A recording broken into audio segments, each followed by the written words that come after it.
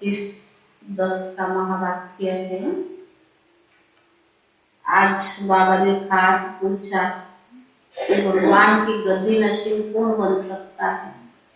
प्रश्न है जो ऑलराउंडर सर्विस करते, झाड़ू भी लगाओ, पोछा भी लगाओ, भाषण भी करो, ऑलराउंडर सेवा। ऐसा नहीं सिर्फ हमको एक ही सेवा आता है, नहीं। आशा जी सुना रहे थे कि ऐसी ऑलराउंडर बनो जहां भी आपको फिट कर दे वहां फिट हो जाओ।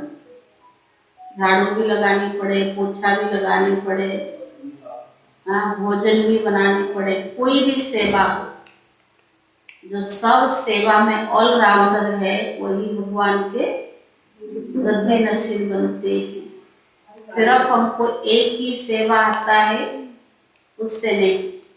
अभी अभी बर्तन मांज रहे, अभी अभी भाषण कर रहे हैं, अभी अभी कपड़े धो रहे हैं, अभी अभी कोर्स करा रहे हैं, अभी अभी मुरली सुना रहे हैं, यानी हर सेवा में ऑलराउंडर। आज बाबा की महावाक्य का सार है, मीठे बच्चे इस पुरानी दुनिया का अब अंत है। मीठे बच्चे इस पुरानी दुनिया का अब अंत है। इसीलिए संगम युग पर तुम्हें भविष्य राजाई के लायक बनना है। इसीलिए संगम युग पर तुम्हें भविष्य राजाई के लायक बनना है। प्रश्न, बच्चों में कौन सा शौक हो तो गद्दी नशीन बन सकती है? बच्चों में कौन सा शौक हो तो गद्दी नशीन बन सकती है?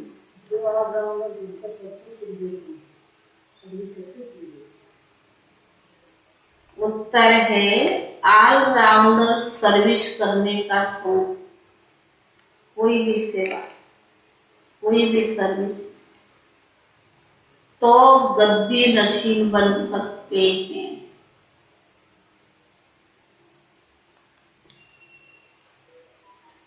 जो ऑलराउंड सर्विस कर बहुतों को सुख देते हैं, उन्हें उसका अजूरा भी मिलता है।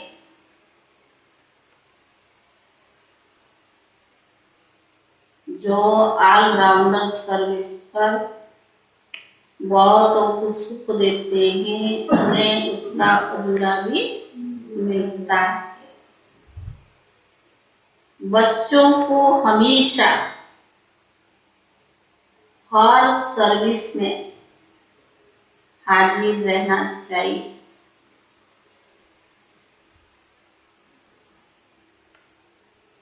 बच्चों को हमेशा हर सर्विस में हाजिर रहना चाहिए।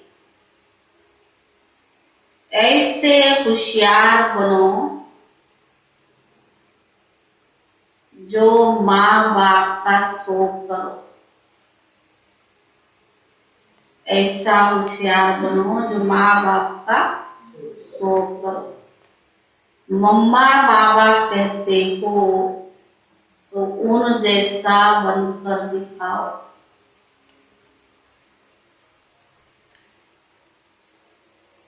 उन जैसा मम्मा बाबा कहते हो तो उन जैसा बनकर दिखाओ।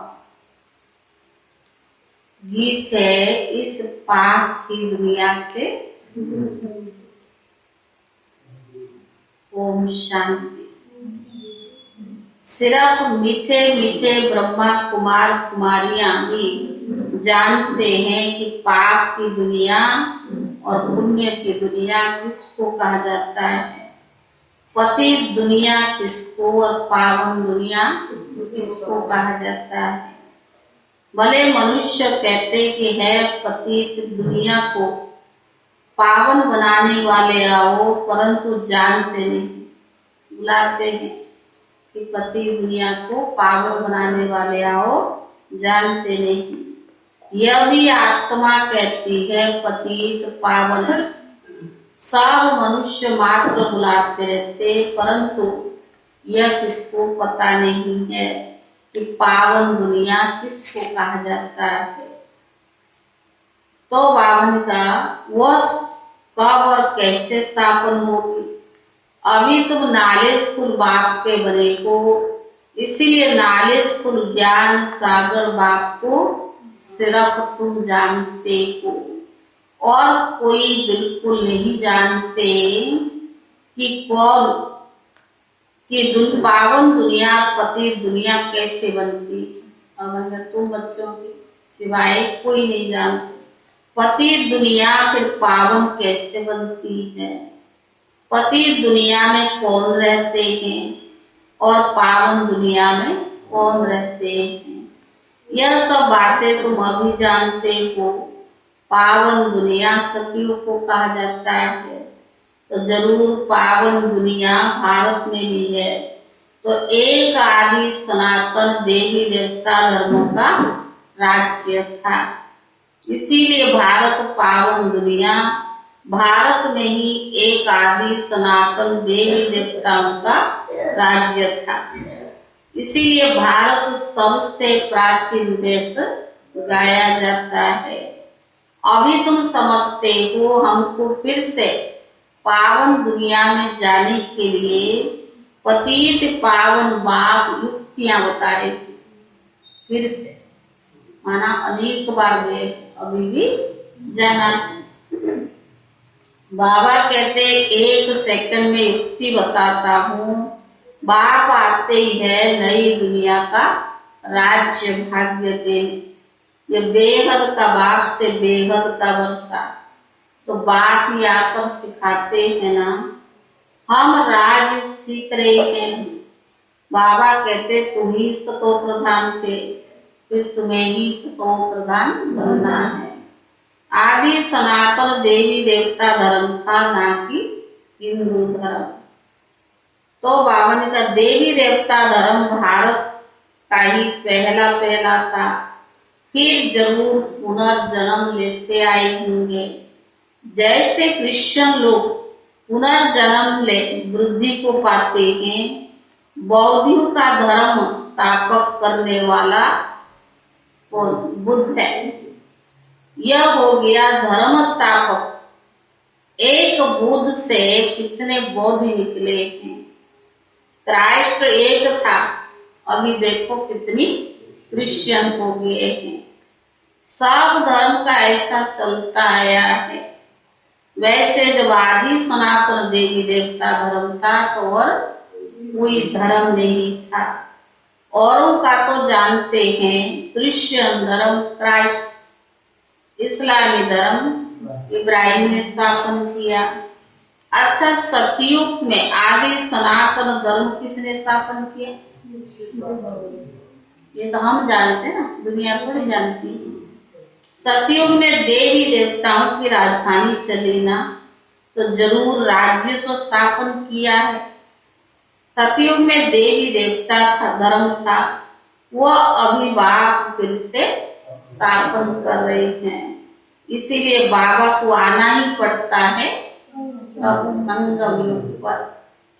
अभी सब मनुष्य मात्र पति दुनिया में बैठे हैं। पुरानी दुनिया में करोड़ों मनुष्य है, नई दुनिया में तो इतने मनुष्य हो ना सके। वहाँ एक धर्म था, इस्लामी, बौद्धी, क्रिश्चियन आदि कोई नहीं थे। वह देवता धर्म अब प्राय लुप्त है। वह कैसे भगवान ने स्थापन किया था यह कोई भी नहीं जानते। देवता धर्म नाम ही भूल गए, हिंदू धर्म कह देते हैं। और बात समझा रहे हैं, मैं आता हूँ तब जब पुरानी दुनिया को बदलना है। अभी इस पुरानी दुनिया की एंड है, यह तो सिर्फ तुम ब्राह्मण ही जानते हो। इस महाभारत लड़ाई से ही पुरानी दुनिया की एंड हुई थी। गीता में सिखाते हैं सब खत्म हो गए, कोई नहीं रहा। कौन बच्चा सिर्फ 5 पांडव बच्चे, वह भी पहाड़ों पर गल मरे। परंतु ऐसा कोई होता नहीं है। यह बाप स्थापन करते हैं प्रलय अथवा जलमयी आदि नहीं होती है। बाबा को पुकारते हैं पतित पावनाओ, हमारे दुख हर करके सुख दो। क्योंकि अभी रावण राज्य है, राम राज्य चाहते हैं तो जरूर रावण राज्य है ना। बाबा समझाते अभी राम राज्य की स्थापना, रावण राज्य की विनाश हो जाता है। मैं जो युक्ति सिखलाता हूँ, जो सीखते हैं वही राजाई नई दुनिया में राज्य करते हैं। ये ज्ञान वहां कुछ भी रहेगा नहीं।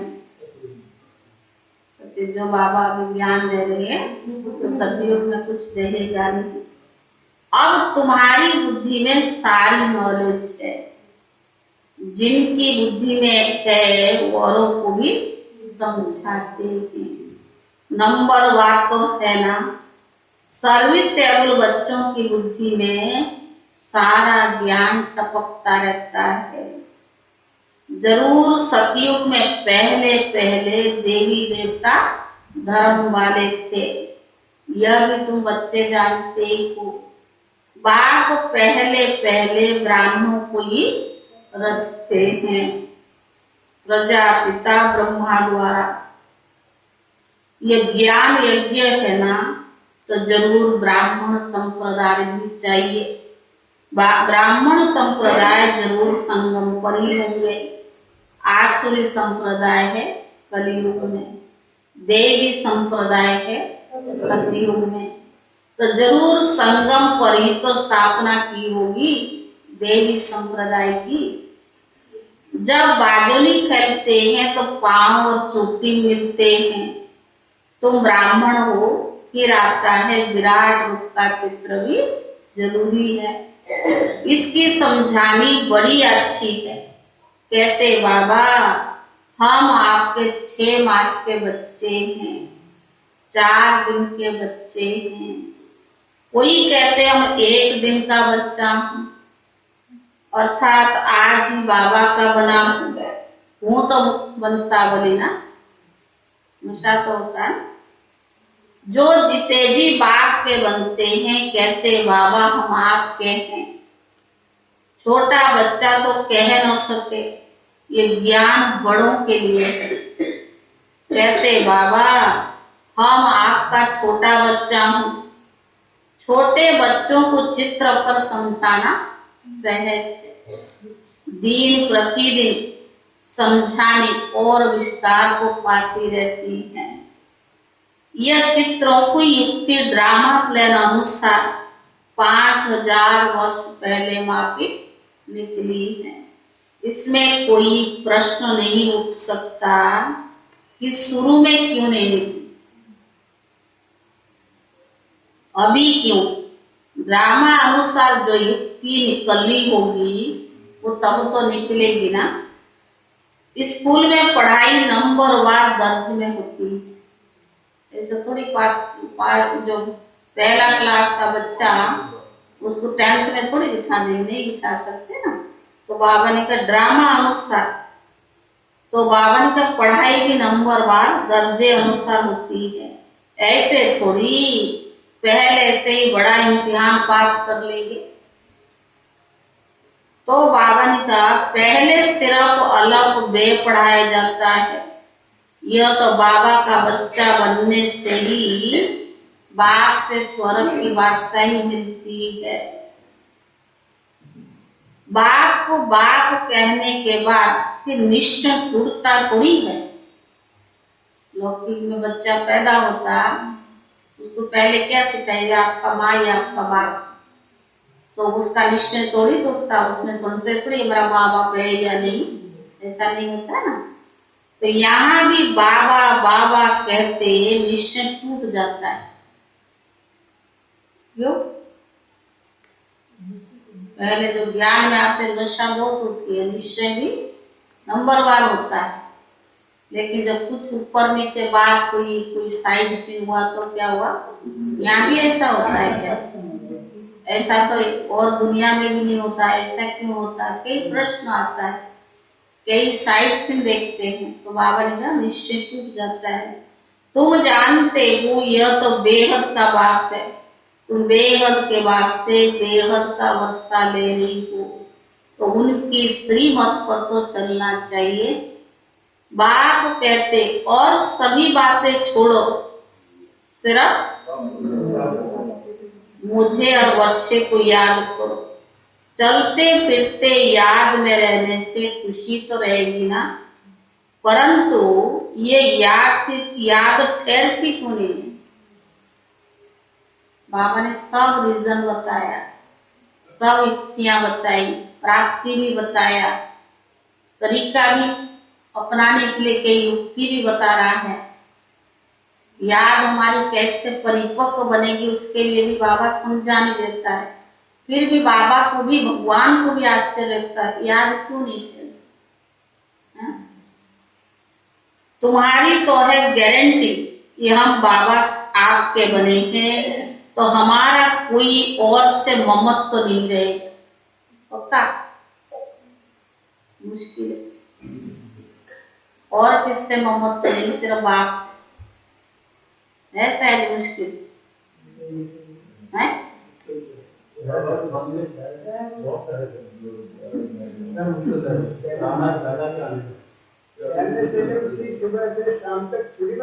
चेक करो तो बाबा ने कहा हम आपकी मत पर चलूंगा। बाबा भी कहते श्री मत पर ना चलने से ही भूले होती रहेगी, श्रीमत पर चलने से ही खुशी का पारा चढ़ेगा। आत्मा को अतीन्द्रिय सुख मिलता है तो कितनी खुशी होती है। आत्मा जानती है परम पिता परमात्मा ने हमको राज्य भाग्य दिया, जो 84 जन्म लेते लेते गंवा दिया। फिर बाप देते रहते हैं तो अपार खुशी तो रहनी चाहिए ना। बाबा तो देता रहता है। मुरली में बाबा हमें कितना प्यार करता है। तो बाबा ने कहा अंदर की खुशी दिखाई पड़ती है ना, इस लक्ष्मी नारायण के चेहरे से ही दिखाई पड़ता है। कहते कोई कहता हम खुश तो रहते हैं, वो तो सकल से भी तो पता पड़े। तो बाबा ने कहा ये लक्ष्मी नारायण के चेहरे से भी दिखाई पड़ता है।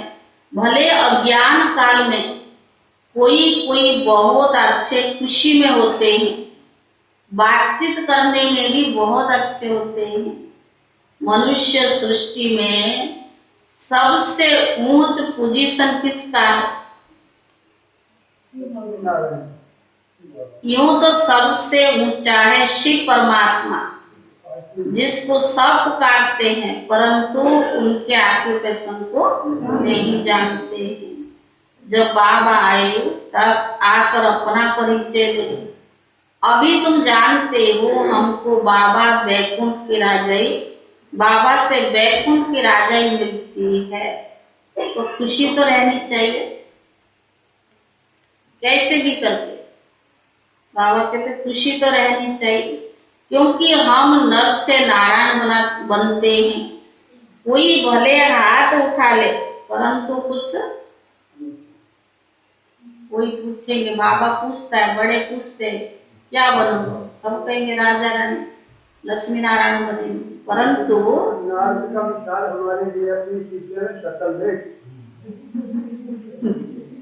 परंतु कुछ भी समझते नहीं।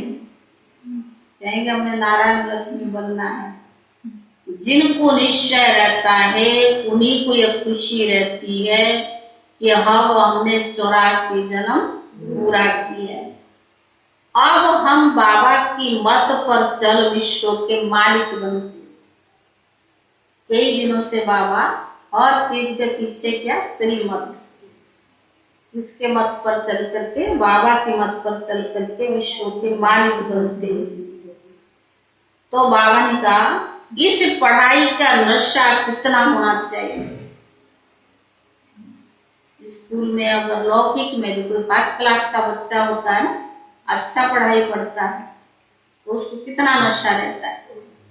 और ये पढ़ाई 21 जन्मों की, बाबा विश्व की मालिक बनाता है, कितना नशा रहना चाहिए। प्रेसिडेंट, गवर्नर आदि को नशा रहता है ना, बड़े बड़े आदमी आते उनसे मिलने, बिगर पोजीशन को जाने कब कोई मिल न सके। बाबा ने कहा बाबा भी कब मिलते नहीं है, बाबा की पोजीशन को सिर्फ तुम बच्चे ही जानते हो। 100 नंबर 12 पुरुषार्थ अनुसार जानते हो। उससे हम स्वर्ग का वर्षा ले रहे हैं। ना बाप को ना वर्षे को याद कर सकते, याद रहे तो निशानियां। बाबू ने अगर हम विश्व की बादशाही ले रहे, भगवान हमें बादशाही दे रहा है, तो उसका प्रत्यक्ष फल क्या है? अंदर खुशी भी तो रहे ना। ब्रह्मा बाबा की बूढ़े उम्र में चित्र के सामने त्रिशूल की तरह आया था, खुद का नाचता रहा, मैं तो बाबा ने जैसे कन्या को शादी कराते तो उनकी गुप्त दान भी दिया जाता है, पेटी बंद कर जब चाबी हाथ में दे देते हैं। बाप भी तुमको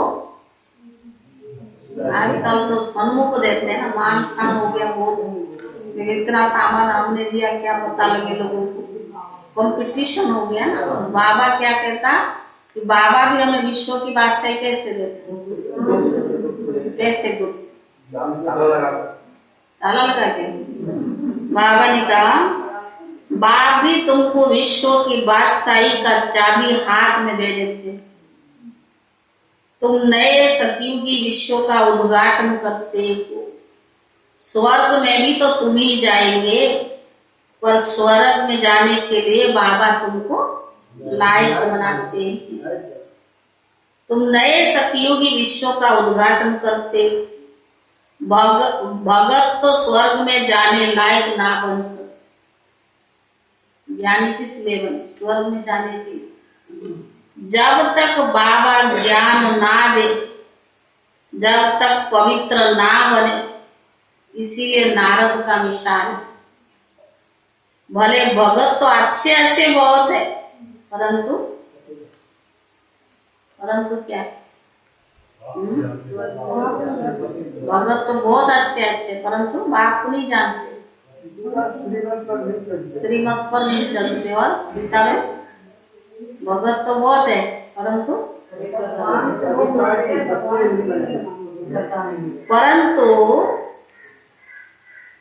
आत्मा तो पतित है ना, पावन बनेगी तभी तो जाएगी ना। जन्म जन्मांतर वो पतित बनते आएगी। जब तक बाप से ना मिले तब तक स्वर्ग में जा न सके। तुमको बाबा ने ब्रह्मा द्वारा एडॉप्ट किया है। तुम जाकर नई दुनिया में राज्य करेंगे। दूसरे कोई राजाई स्थापन करते नहीं, ना किसको मालूम है।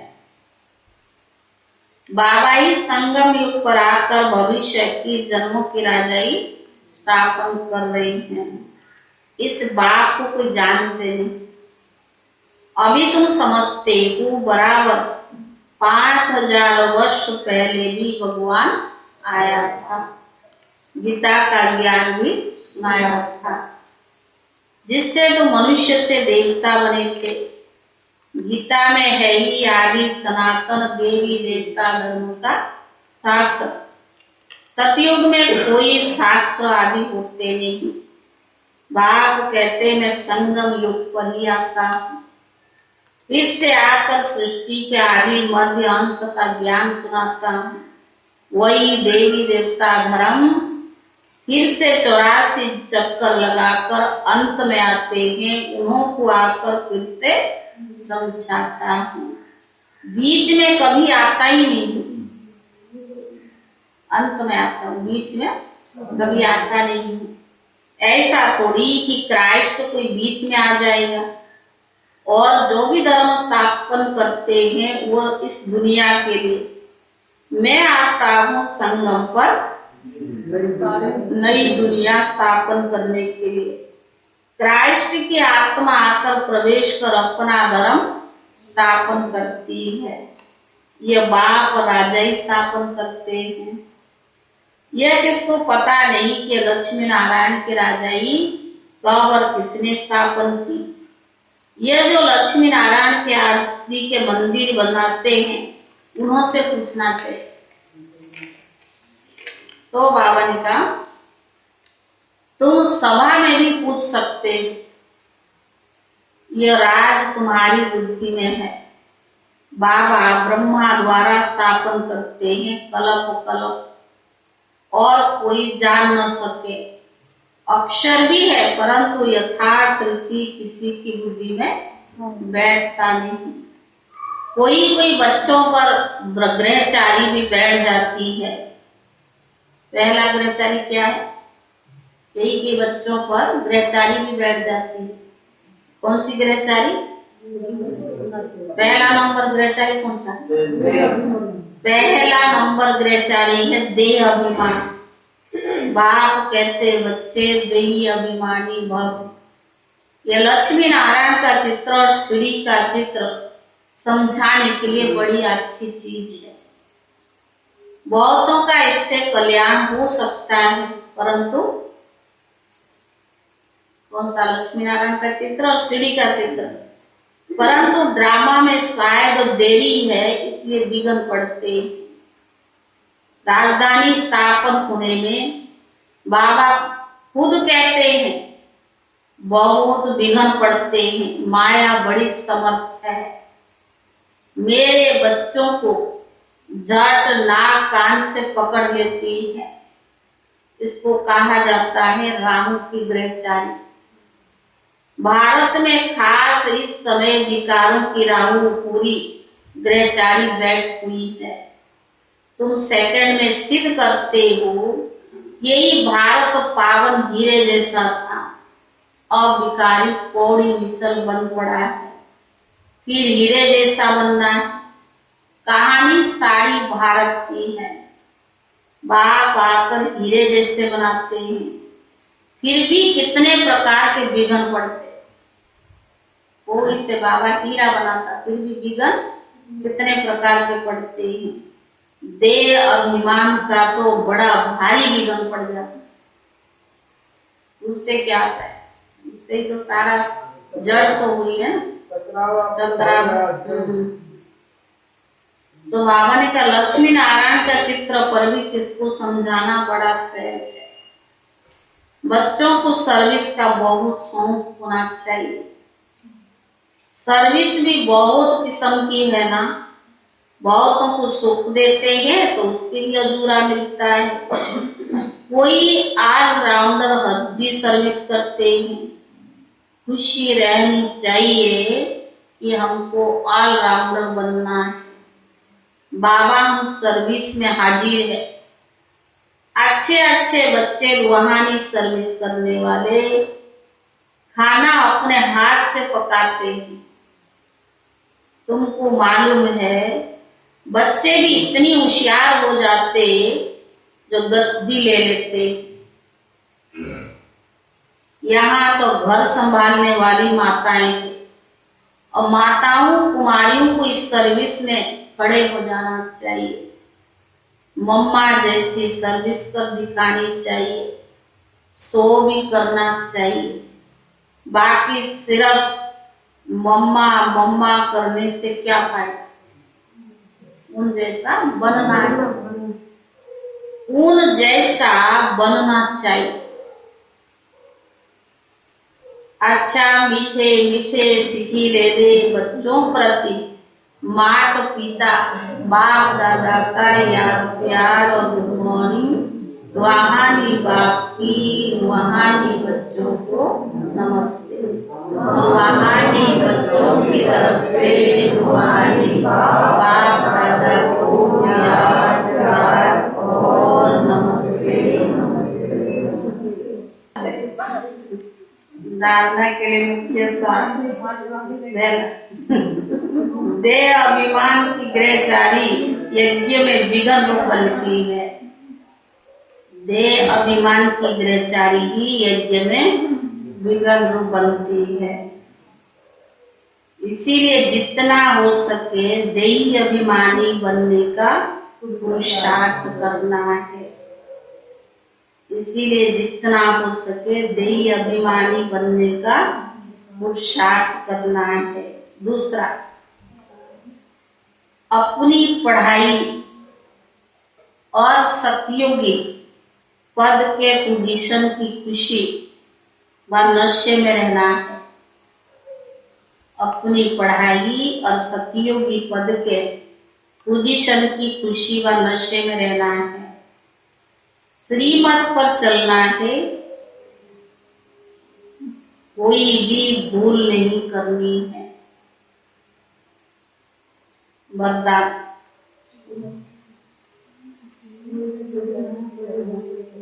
अपनी पढ़ाई और सतयोगी पद के पोजीशन की खुशी में रहना है, खुशी व नशे में रहना है। श्रीमत पर चलना है। कोई भी भूल नहीं करनी है। वरदान, ईश्वरीय शान में स्थित रहे, हर कर्म शानदार बनाने वाले,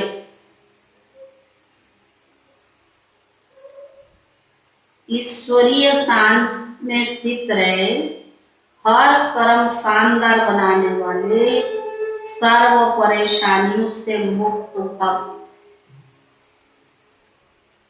शानदार बनाने वाले, सर्व परेशानियों से मुक्त भव। सदा इसी ईश्वरीय शान में रहो कि मैं बाप दादा का नूरे रतन। सदा इसी ईश्वरीय शान में रहो कि मैं बाप दादा का नूरे रतन हूँ। हमारे नयनों व नजरों में कोई भी चीज समा नहीं सकती। हमारे नयनों व नजरों में कोई भी चीज समा नहीं सकती। इस शान में रहने से भिन्न भिन्न प्रकार की परेशानियां स्वतः समाप्त हो जाएगी। इस शान में रहने से भिन्न भिन्न प्रकार की परेशानियां स्वतः समाप्त हो जाएगी। कोई भी प्रकार की कंप्लेन रह नहीं सकती।